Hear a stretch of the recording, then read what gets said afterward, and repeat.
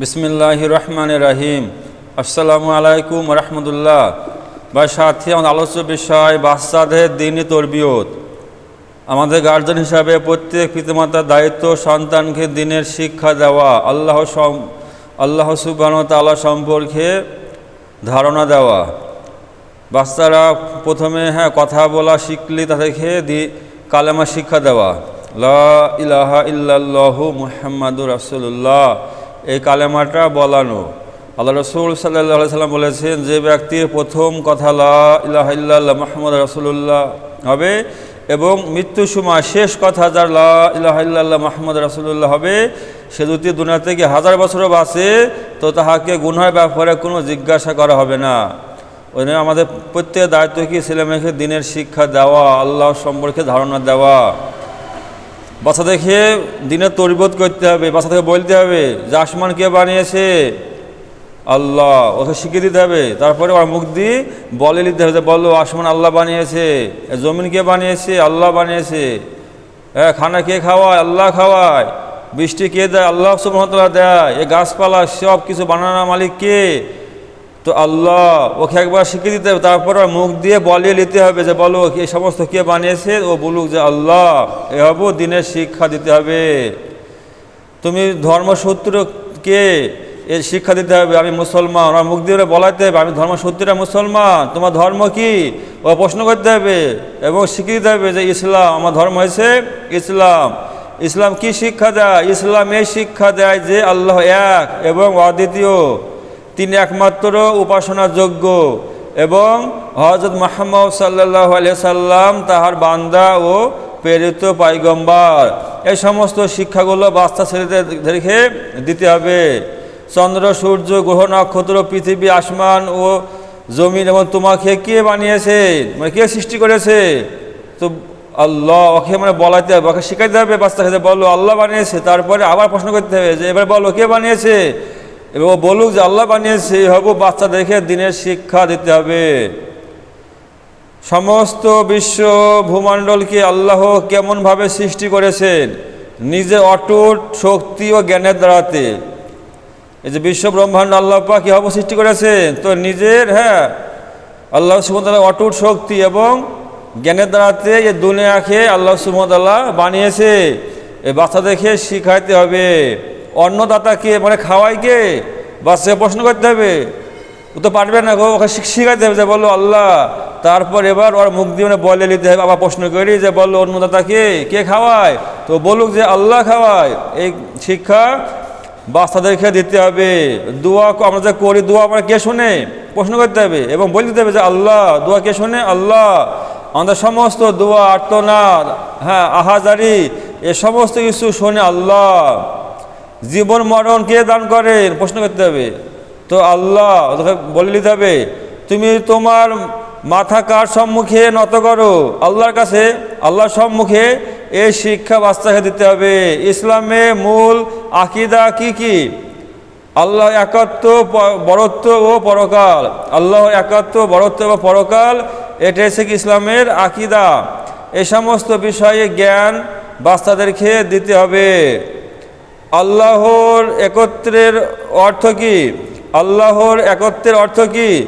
আল্লাহকে এক বলে মেনে নেওয়া, যে আল্লাহ এক, এটাকে মেনে নেওয়া। এটাই আল্লাহর একাত্মবাদের স্বীকৃতি দেওয়া, যে এই আসমান জমিন সমস্ত কিছু বানানোর মালিক হয়েছে একমাত্র আল্লাহ। এটাকে আল্লাহকে এক বলে মেনে নেওয়া, এটাই আল্লাহ সুবহানাহু ওয়া তাআলার একাত্মবাদের শিক্ষা। এই শিক্ষা আমাদের ছেলে মেয়েদেরকে দিতে হবে।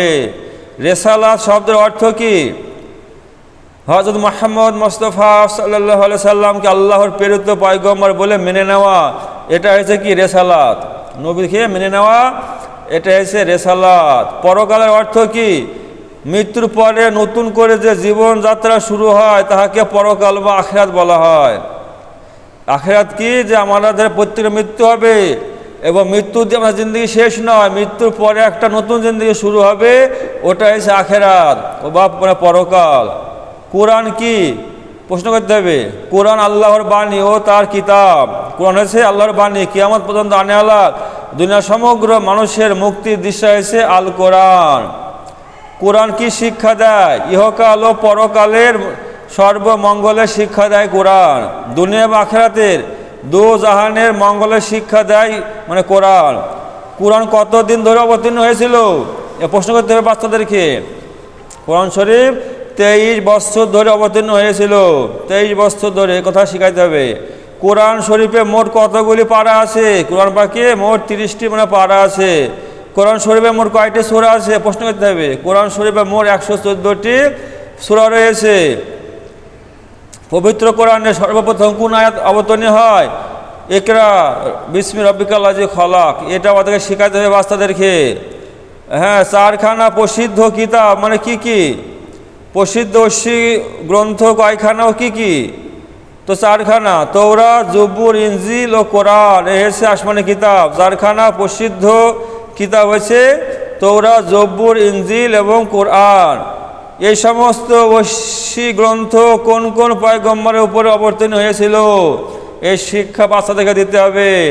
তৌরাত হযরত মুসা আলাইহিস সালামের উপরে, জবুর হযরত দাউদ আলাইহিস সালামের উপরে, ইনজিল হযরত ঈসা আলাইহিস সালামের উপরে উপরে এবং কোরআন আমাদের নবী হযরত মুহাম্মদ সাল্লাল্লাহু আলাইহি ওয়াসাল্লামের উপরে নাজিল হয়েছিল।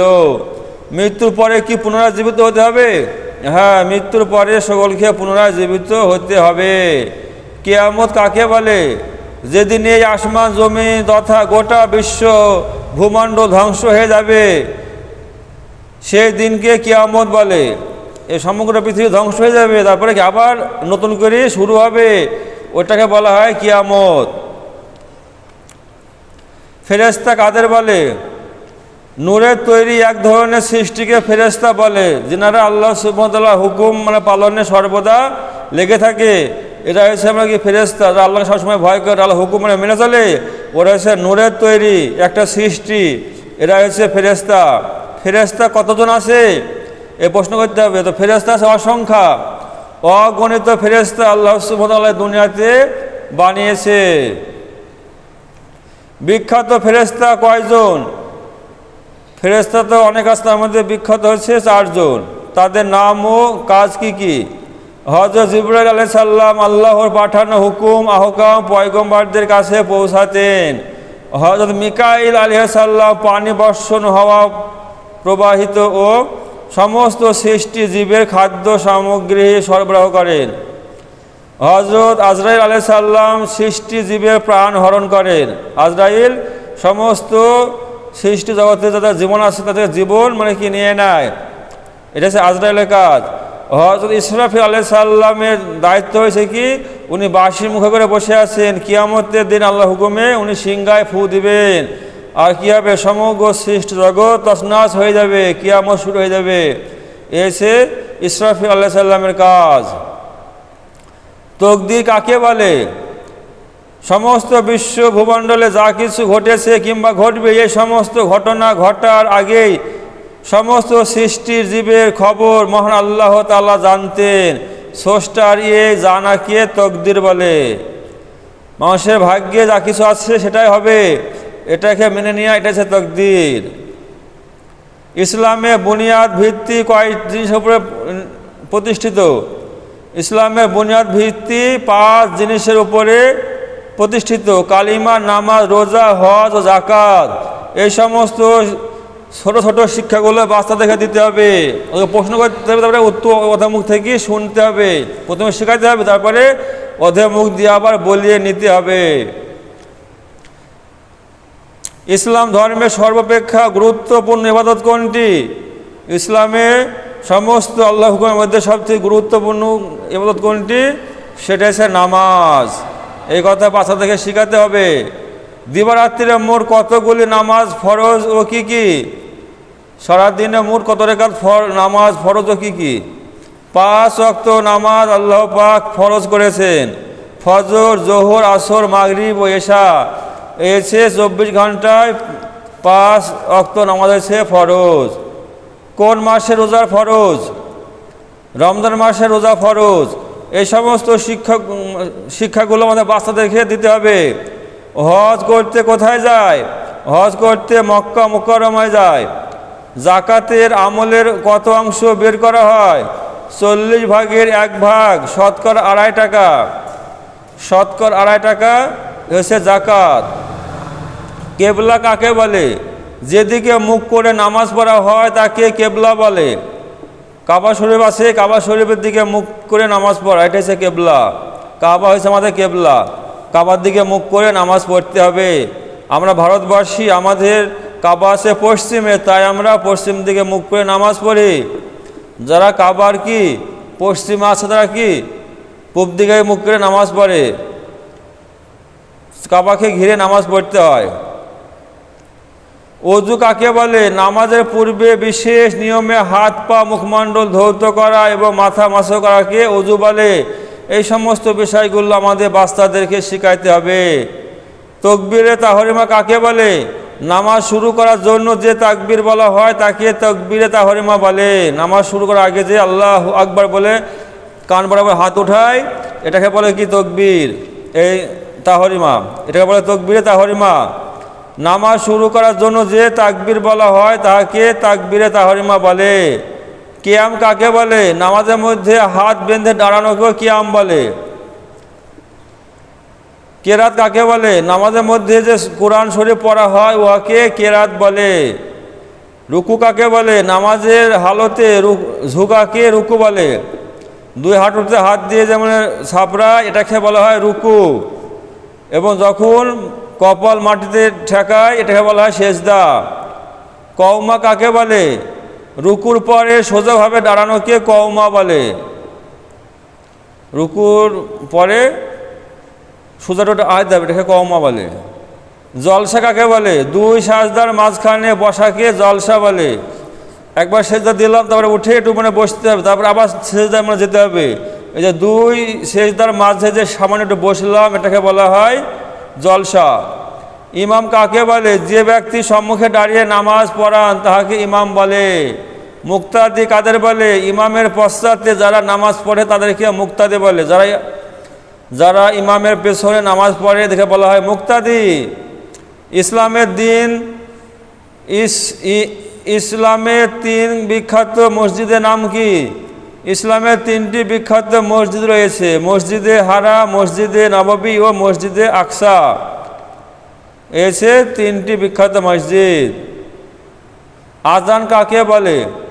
নামাজের পূর্বে উচ্চ স্বরে কিছু শব্দমালা দ্বারা আল্লাহর বড়ত্ব মহত্ব ঘোষণা করে নামাজের যে দাওয়াত দেওয়া হয় বা মানুষকে নামাজের জন্য ডাকা হয়, এই আহ্বানকে আজান বলে।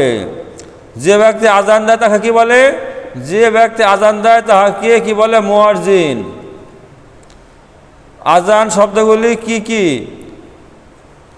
যেগুলো আমরা শুনি আজান দেওয়া হয়, এই শব্দগুলো বাচ্চাদেরকে শিখাইতে হবে।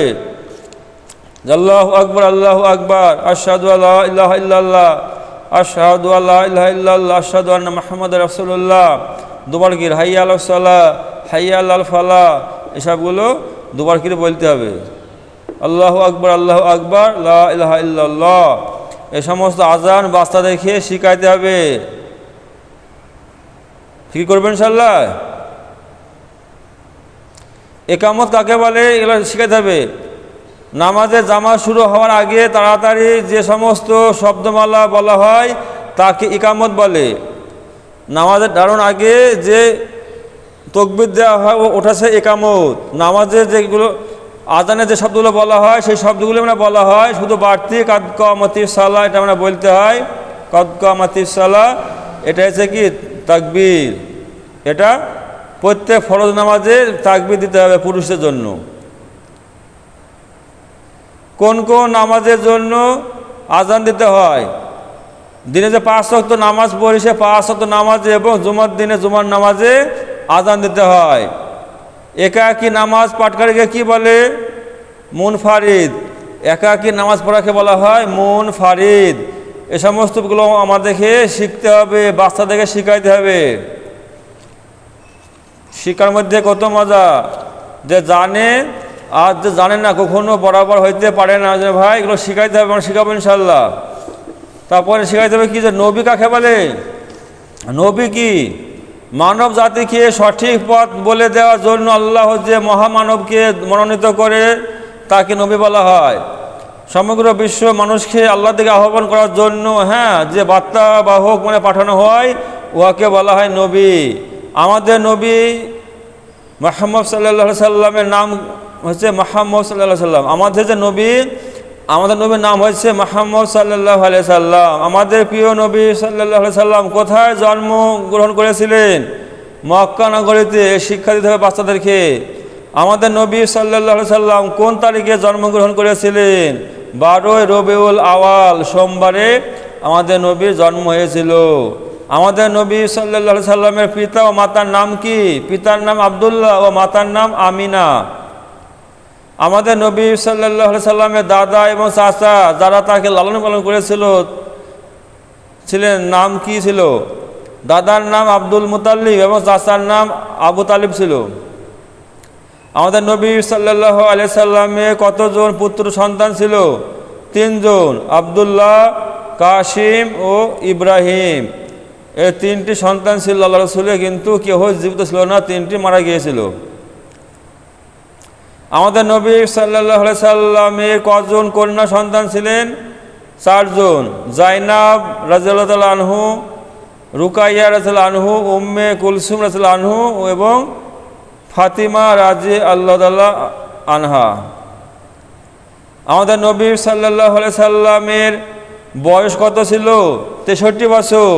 এগুলো বাচ্চাদেরকে শেখাতে হবে। আমাদের নবী সাল্লাল্লাহু আলাইহি সাল্লামের কত বছর বয়সে নবুয়ত প্রাপ্ত হন? 40 বছর বয়সে। আমাদের নবী সাল্লাল্লাহু আলাইহি সাল্লাম মক্কা এবং মদিনায় কত বছর যাবত ছিলেন? মক্কাতে 53 বছর এবং মদিনাতে 10 বছর। মদিনায় 10 বছর আর মক্কাতে 53 বছর এবং মদিনাতে 10 বছর ছিলেন মুহাম্মদ মুস্তাফা সাল্লাল্লাহু আলাইহি সাল্লাম। সর্বপ্রথম নবী কে ছিলেন?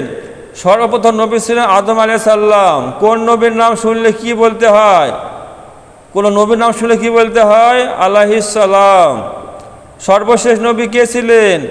হযরত মুহাম্মদ মুস্তাফা সাল্লাল্লাহু আলাইহি সাল্লাম। আমাদের নবীর পরে কি কোনো নবী আসবে? না, আমাদের নবীর পরে নবী আসবে না। আমাদের নবী শেষ নবী। যে সমস্ত লোকের কাছে নবী পাঠানো হয় তাদের কি বলে? তাদের ওই নবীর উম্মত বলা হয়। আমরা কোন নবীর উম্মত? আমরা হযরত মুহাম্মদ মুস্তাফা সাল্লাল্লাহু আলাইহি সাল্লামের উম্মত। সাহাবী কাদের বলে? যারা ঈমানী অবস্থায় আল্লাহর নবী সাল্লাল্লাহু আলাইহি সাল্লামের সংস্পর্শ লাভ করেছেন ও ঈমানী অবস্থায় মৃত্যুবরণ করেছেন, তাদের সাহাবী বলা হয়। এক কথায় আল্লাহ রাসূল সাল্লাল্লাহু আলাইহি সাল্লামের মাননেওয়ালা সাথীদ্বয়কে সাহাবা বলা হয়। কোন সাহাবীর নাম শুনলে কি বলতে হয়? কোন সাহাবীর নাম শুনলে কি বলতে হয়? রাজি আল্লাহ তাআলা আনহুমা। বহু বচন, এক বচন আনহু, মহিলা হইলে আনহা। সর্বাপেক্ষা শ্রেষ্ঠ ও উত্তম সাহাবী কে ছিলেন? হযরত আবু বকর সিদ্দিক রাজি আল্লাহ তাআলা আনহু। উনি ছিলেন সর্বশ্রেষ্ঠ সাহাবী। খোলাফায়ে রাশেদিনদের নাম কি ছিল? হযরত আবু বকর রাদিয়াল্লাহু আনহু, হযরত ওমর রাদিয়াল্লাহু আনহু, হযরত ওসমান রাজি আল্লাহ তাআলা আনহু এবং হযরত আলী করমুল্লাহ আজহু। এই 4 জন ছিল কি? খোলাফায়ে রাশেদিন। এই সমস্ত শিক্ষাগুলো আমাদের বাচ্চাদেরকে দিতে হবে, যারা বাচ্চারা শিখে যায়। এই হিসেবে তোমাদের দায়িত্ব। এবং নামাজের শিক্ষাও দিতে হবে বাচ্চাদেরকে। আল্লাহ রাসূল সাল্লাল্লাহু আলাইহি সাল্লাম বলেছেন 7 বছর বয়সে বাচ্চাদেরকে নামাজের শিক্ষা দিতে হবে, আর 10 বছর বয়স হলে নামাজ না পড়লে মারতে হবে, মেরে হলেও নামাজ পড়াইতে হবে। এটা হচ্ছে পিতামাতার দায়িত্ব। কিয়ামতের মাঠে আল্লাহ এটা জিজ্ঞাসা করবে যে তোমার ছেলে মেয়ে দিনের শিক্ষা দিয়েছিলে কি না। আমরা প্রত্যেক ফিকির করবো ভাই ইনশাল্লাহ। আল্লাহ সুবহানাহু ওয়া তাআলা আমাদের প্রত্যেককে আমাদের ছেলে মেয়েকে সঠিক শিক্ষা দিয়ে আল্লাহ সন্তুষ্টি নিয়ে দুনিয়া থেকে যা তৌফিক দান করুক। আল্লাহুম্মা আমিন।